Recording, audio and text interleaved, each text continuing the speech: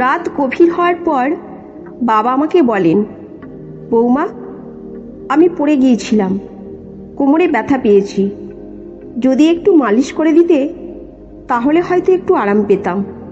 আমি শ্বশুরকে তখন আমার বিছানায় শুইয়ে দিই। তারপর যা ঘটল আপনি কল্পনাও করতে পারবেন না, কারণ আমার জীবন একেবারে ভেঙে পড়েছিল। বিয়ের 3 মাসের মাথায় আমার স্বামী হঠাৎ করেই এক দুর্ঘটনায় মারা যান। আমার বাবার বাড়ি ভীষণ গরিব, অনেক কষ্ট করে বিয়ে দিয়েছিলেন আমার বাবা, কিন্তু বিয়ের 3 মাসের মাথায় স্বামী হারিয়ে আবার বাবার বাড়ির দরজায় এসে দাঁড়াতে হয়।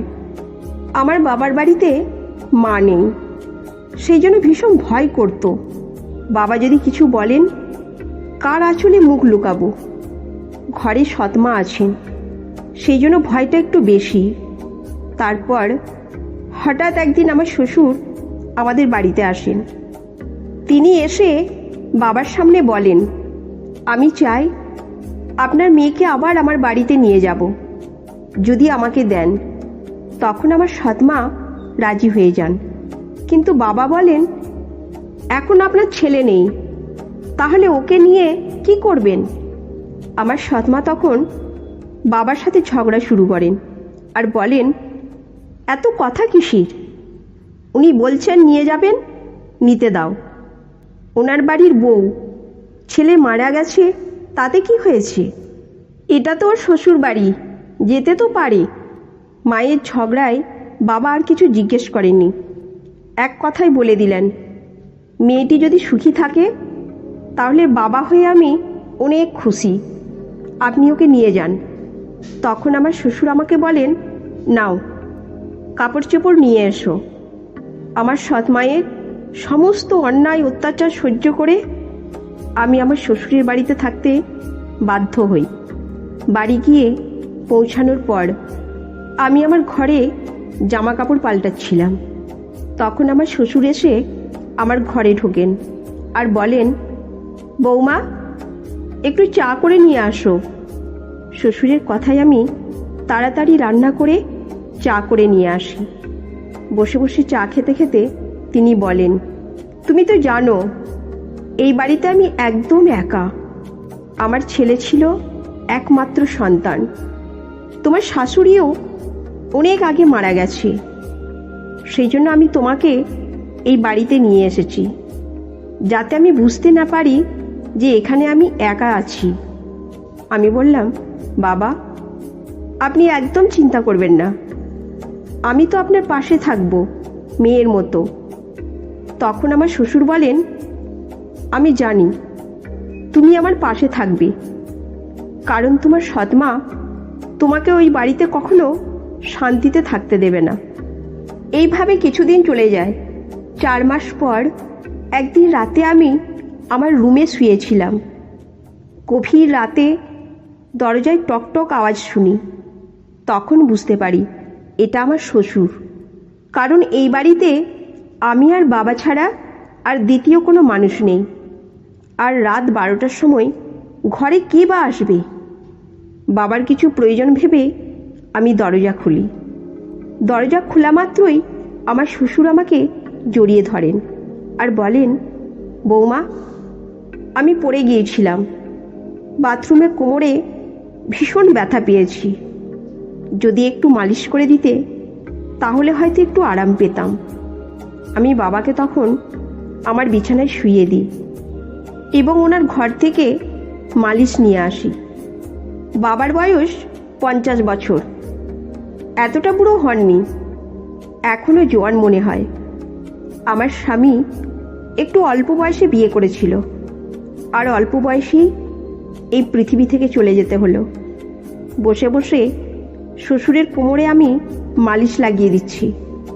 কেমন যেন উনি আমার দিকে অদ্ভুতভাবে তাকাচ্ছিলেন। তখন আমার আরও বেশি ভয় লাগছিল। আমি বললাম, কি হয়েছে? আপনার কোমরে কি বেশি আঘাত পেয়েছেন? ডাক্তারকে ফোন করব? না বৌমা, থাক, তুমি মালিশ করে দিচ্ছ, এতেই আমি অনেক আরাম পাচ্ছি। শ্বশুরের এমন অদ্ভুত আচরণ দেখে আমি বললাম, বাবা আপনি বরং এখানেই শুয়ে পড়েন। আপনার কোমরে ব্যথা নিয়ে কি করে ঘরে যাবেন? আমি বরং আপনার ঘরে গিয়ে ঘুমিয়ে পড়ি। আমার কথা শুনে আমার শ্বশুর বলেন, এটা কি বলছো বৌমা? এই অবস্থায় আমাকে একা ফেলে তুমি চলে যাবে? রাতে যদি আমার বাথরুমে যাওয়ার প্রয়োজন পড়ে তাহলে আমি একা কি করে যাব? তার চেয়ে বরং তুমি এখানেই শুয়ে পড়ো। কিছুক্ষণ পরে বাবা উঠে এসে আমার দিকে তাকিয়ে বললেন, বৌমা তোমাকে কিছু বলতে চাই। তুমি যদি আমার কথায় রাজি হও তবে বলবো। আমার মনে খটকা লেগে গেল। আমি চিন্তিতভাবে বললাম, বাবা কি বলবেন আপনি? বলুন। শ্বশুর একটু হেসে বললেন, আজকের রাতটা আমি তোমার সাথে কাটাতে চাই, কারণ একা একা আমার আর ভালো লাগছে না। আমার ছেলে মারা যাওয়ার পর আমি ভেবেছিলাম আবার বিয়ে করব, কিন্তু তখন আমার মনে হলো তোমার সৎ মা তোমাকে ওই বাড়িতে কখনো শান্তিতে থাকতে দেবে না। তাই আমি তোমাকে এই বাড়িতে নিয়ে এসেছি। শ্বশুরের কথায় আমি ভীষণ অস্বস্তি বোধ করছিলাম, কিন্তু তার কথায় বিরোধিতা করার সাহস পাইনি। ভয়ে আমি আমার ঘরের সোফায় শুয়ে পড়লাম। ঘুম আসছিল না, ভীষণ ভয় হচ্ছিল। বৌমা মনে হচ্ছে তোমার কাছে খারাপ কিছু চাইনি। আমি চাই তুমি আমাকে বিয়ে করে নাও, তাহলে কেউ আর কিছু বলতে পারবে না। আমি শ্বশুরকে বলি, বাবা আপনি এসব কি বলছেন? আপনি আমার শ্বশুর, আর শ্বশুরের সাথে বিয়ে করা কি সম্ভব? শ্বশুর বললেন, দেখো বৌমা, আমি মানছি যে এক সময় আমি তোমার শ্বশুর ছিলাম, কিন্তু 5 মাস হয়ে গেছে তোমার স্বামীর মৃত্যুর। এখন আমাদের মধ্যে আর তেমন কোনো সম্পর্ক নেই। আমি একা, তুমিও একা। আমরা একে অন্যের সঙ্গী হতে পারি। আমার মন বিশৃঙ্খল হয়ে উঠল। বাবার এমন প্রস্তাব শুনে আমি কিছু বলতে পারলাম না। একদিকে সৎমায়ের অত্যাচার, অন্যদিকে শ্বশুরের অদ্ভুত আচরণ। রাত পেরিয়ে গেল। পরের দিন সকালে শ্বশুরের কথাগুলো নিয়ে অনেক ভেবেছিলাম। নিজের পরিস্থিতি বিশ্লেষণ করছিলাম। শ্বশুরের প্রস্তাব আমার কাছে অসম্ভব মনে হলেও বাস্তব পরিস্থিতি আমাকে বাধ্য করছিল কিছু একটা সিদ্ধান্ত নিতে।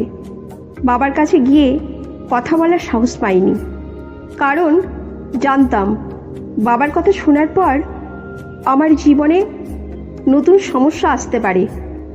একদিন সন্ধ্যায় শ্বশুরের সাথে আবার কথা বলার সুযোগ পেলাম। তিনি বললেন, বৌমা আমি তোমার কাছে খারাপ কিছু চাইনি, শুধু চাই তুমি আমার জীবনের সঙ্গী হও। আমি একা থাকতে পারি না, তোমার সঙ্গেই আমার জীবন সম্পূর্ণ হবে। আমি অনেক ভেবে বললাম, বাবা আমি আপনার প্রস্তাবে রাজি, কিন্তু একটাই শর্ত, আমাদের মধ্যে সবসময় সম্মান ও ভালোবাসার সম্পর্ক থাকবে। আপনি আমাকে মেয়ের মতো সম্মান করবেন, আর আমি আপনাকে বাবার মতো শ্রদ্ধা করব। শ্বশুর বললেন, আমি তোমার শর্ত মেনে নিচ্ছি, তোমার সম্মান সবসময় বজায় রাখব। আমরা বিয়ে করলাম। সমাজের চোখে এটি অস্বাভাবিক হলেও আমরা দুজনেই নিজেদের পরিস্থিতি মেনে নিয়েছিলাম। আমাদের সম্পর্ক ধীরে ধীরে গভীর হয়ে উঠল। শ্বশুর আমার প্রতি যত্নশীল ছিলেন। তিনি আমার সমস্ত দায়িত্ব নিলেন। আমি তার প্রতি শ্রদ্ধাশীল হয়ে উঠলাম। আমরা একসাথে নতুন জীবন শুরু করলাম। শ্বশুরের সাথে সম্পর্কের নতুন রূপ আমাকে নতুন জীবনের পথে নিয়ে গেল। আমাদের মাঝে প্রেম, সম্মান ও শ্রদ্ধার সম্পর্ক গড়ে উঠল। আমাদের বিয়ের পর সমাজের চোখে আমরা কটু কথা শুনলাম, কিন্তু আমরা নিজেদের সিদ্ধান্তে অটল ছিলাম। শ্বশুরের সাথে আমার সম্পর্কের নতুন রূপ আমাকে নতুন জীবনের স্বপ্ন দেখিয়েছিল। শ্বশুর আমার জীবনের সবথেকে গুরুত্বপূর্ণ ব্যক্তি হয়ে উঠলেন। আমাদের মধ্যে প্রেম ও সম্মানের সম্পর্ক ধীরে ধীরে গভীর হয়ে উঠল।